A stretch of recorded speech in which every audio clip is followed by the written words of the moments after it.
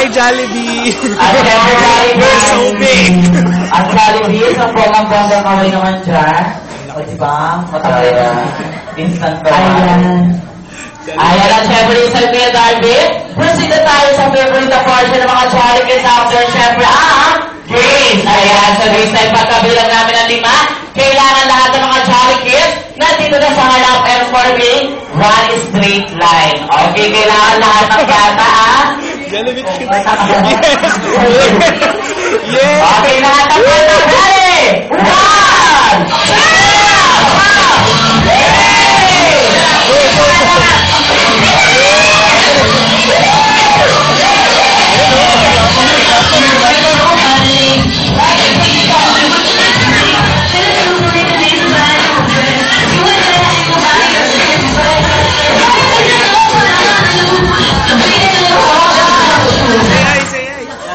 Ay, nakapila na sila. Ayan, alright, so everybody like the Jollibee for me once straight, next one.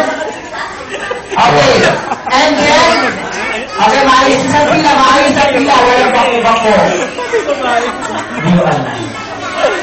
Ayan, isang pila lang, one straight line. Dito po. Pwede ba? Ayan. Alright, so this time the Jollibee. Wala na makita.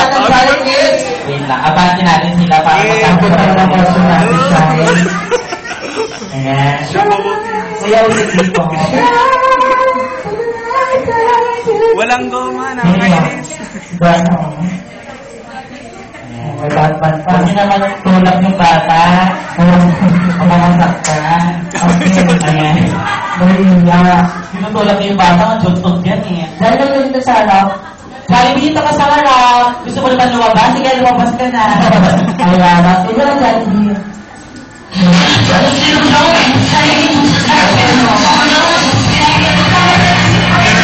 Ganun mo si Jollibee. Yung sukatin ko. Balik ka dito kasi sa'yo kasi dito ka.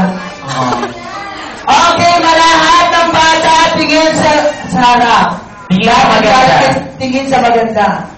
Ayun yung. Hindi yan.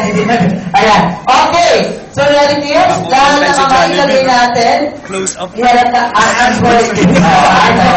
Ayan, iharap natin school.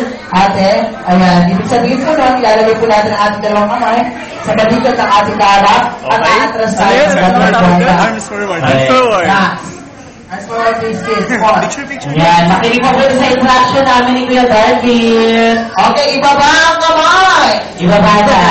Ibaba. Okay, so these are mga challenge syempre interesting na lalawin natin this afternoon. This game is what we call to the sea, to the land. Okay, so paano mechanics